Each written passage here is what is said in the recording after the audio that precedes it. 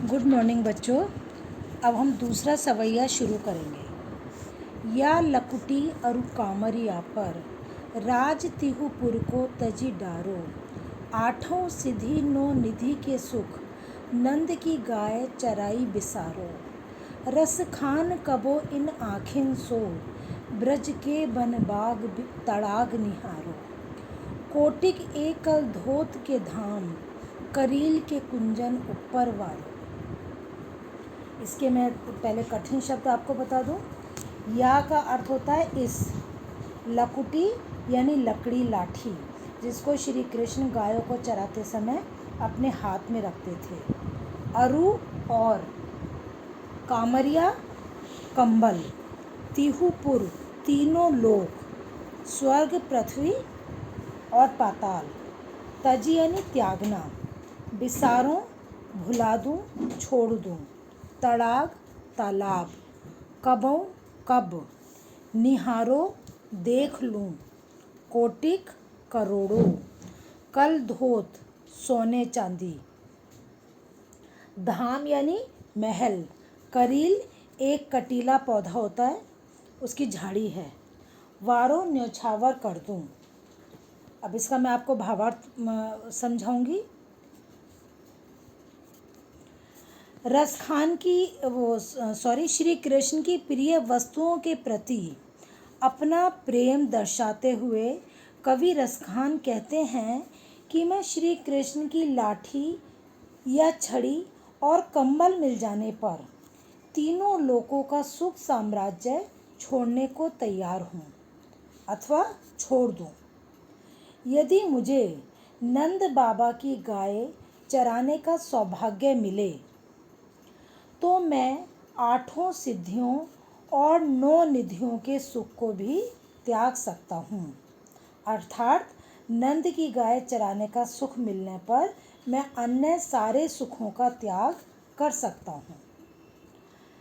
कब मेरे इन नेत्रों को ब्रज भूमि के बाग तालाब आदि देखने का सुखद अवसर मिलेगा और कब करील के कांटेदार झाड़ियों में विचरण करने का मुझे सौभाग्य प्राप्त होगा।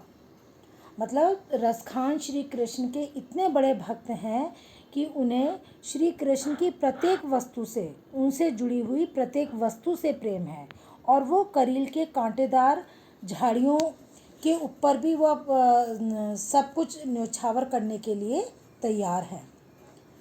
अंत में रसखान जी कहते हैं, मैं श्री कृष्ण के लीला क्षेत्र उन करील के कुंजों पर सोने के करोड़ों महलों को न्योछावर कर सकता हूँ। कवि रसखान कहना चाहते हैं कि मुझे अपने आराध्य श्री कृष्ण से संबंधित सभी वस्तुओं से जो सुख प्राप्त हो सकता है वह अन्य किसी भी वस्तु से प्राप्त नहीं हो सकता, इसलिए वो उनके लिए अपने सारे सुखों का त्याग करने के लिए तैयार हैं।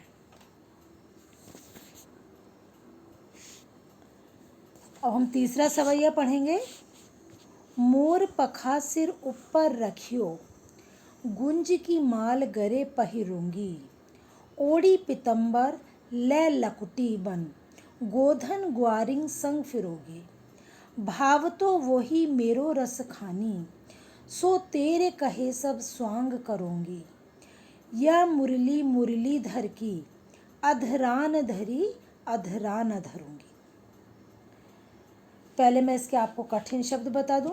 मोर पखा यानी मोर का पंख, गुंज ये भी एक जंगली फूल होता है जिसकी माला बनाई जाती है। पीतंबर यानी पीला वस्त्र, लकुटी गायों को चराते समय जो श्री कृष्ण अपने हाथ में रखते थे, छड़ी या लाठी, गोधन गाय, भाव तो अच्छा लगता है प्रिय है, स्वांग रूप धारण करना भेष बनाना, मुरलीधर श्री कृष्ण, अधरान अधरों पर। अब इसका हम भावार्थ पढ़ेंगे। श्री कृष्ण के प्रति प्रेमा भक्ति रखने वाली एक गोपी अपनी सखी से कहती है कि मैं प्रियतम कृष्ण की रूप छवि को अपने शरीर पर धारण करना चाहती हूँ। इस कारण मैं अपने सिर पर मोर का पंख भी धारण करूँगी, गले में गुंज की माला भी पहन लूँगी।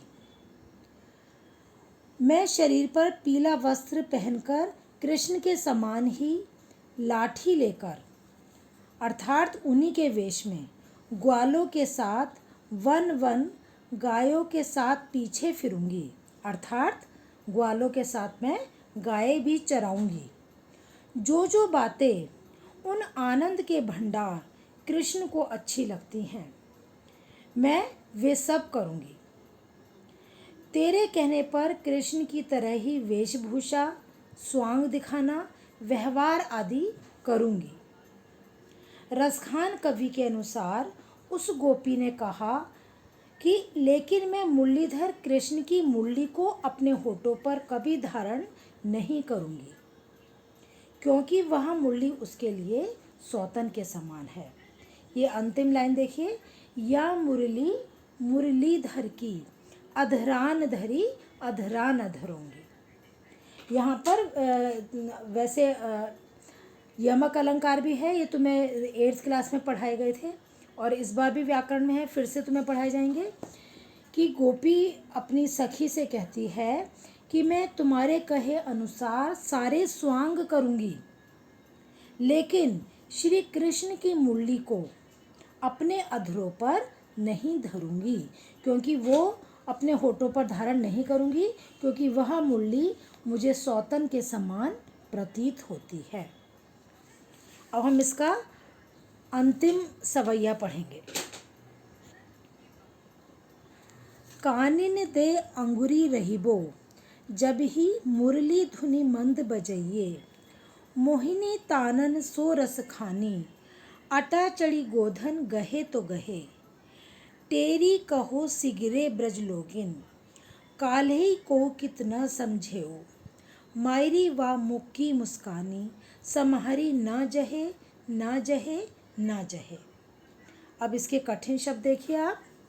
कानिनी यानी कानों में, रहिबो रखूंगी, बजाइए बजाएगा, मोहिनी मनमोहक आकर्षक, तानन राग, अटाचड़ी अट्टारी पर चढ़कर, गहे तो गहे गाना चाहे तो गाए, तेरी पुकार कर, सिगरे सब, कालही कल, समारी ना जहे मतलब संभाली नहीं जाती। अब हम इसका भावार्थ पढ़ेंगे।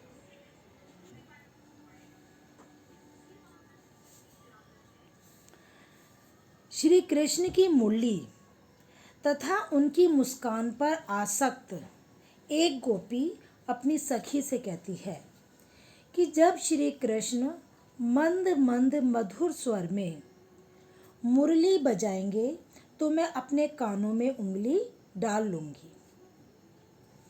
वो ऐसा क्यों कहती है? क्योंकि गोपियाँ जब श्री कृष्ण मुरली बजाते थे तो वो अपने वश में नहीं रहती थीं। तो कह रही है कि जब श्री कृष्ण मुरली बजाएंगे तो मैं अपने कानों में उंगली डाल दूंगी, ताकि मुरली की मधुर तान मुझे अपनी ओर आकर्षित ना कर सके। या फिर श्री कृष्ण ऊंची अटारी पर चढ़कर मुरली की मधुर तान छेड़ते हुए गोधन गाने लगें। बच्चों, गोधन गाय के लिए भी आता है और गोधन गायों को चराते समय जो गीत गाया जाता है उसके लिए भी गोधन आता है। मधुर तान, जब श्री कृष्ण ऊंची अटारी पर चढ़कर मुरली की मधुर तान छेड़ते हुए गोधन गाने लगें तो गाते रहें, परंतु मुझ पर उसका कोई असर नहीं हो पाएगा। मैं ब्रज के समस्त लोगों को, तेरी मतलब पुकारना, मैं ब्रज के समस्त लोगों को पुकार पुकार कर कहना चाहती हूँ कि कल कोई मुझे कितना ही समझा ले, चाहे कोई कुछ भी करे या कहे, मतलब कुछ भी ऊंच नीच की बात कहे, लेकिन वो पहले से ही सबको कह रही हैं कि मैं सारे ब्रज के लोगों को पुकार कर कहना चाहती हूँ कि मैंने श्री कृष्ण की आकर्षक मुस्कान देख ली तो मैं उसके वश में हो जाऊंगी। हाय रीमा, उनके मुख की मुस्कान इतनी मादक है, इतनी मोहक है कि उसके प्रभाव से बच पाना या संभल पाना अत्यंत कठिन है। मैं उससे प्राप्त सुख को नहीं संभाल सकूंगी। इस सवैया में बच्चों श्री कृष्ण की मधुर मुरली की मधुर धुन धुन से भी ज़्यादा मनमोहक उनकी मधुर मुस्कान को बताया गया है। गोपी कहती हैं कि उनकी जब वो मुरली की मधुर धुन बजाएंगे तो उसका तो उनके पास उपचार है कि वो कानों में उंगली रख लेंगी, लेकिन जब वो मधुर उनकी मुस्कान को देखेंगी तो वो अपने वश में नहीं रह पाएगी, वो अपने नियंत्रण में नहीं रह पाएगी और वो कहती हैं कि मैं अपने आप को संभाल नहीं पाऊंगी। इस प्रकार ये हमारा सवैये समाप्त होते हैं। अब मैं नेक्स्ट वीडियो में मैं आपके इसके क्वेश्चन आंसर करवाऊंगी।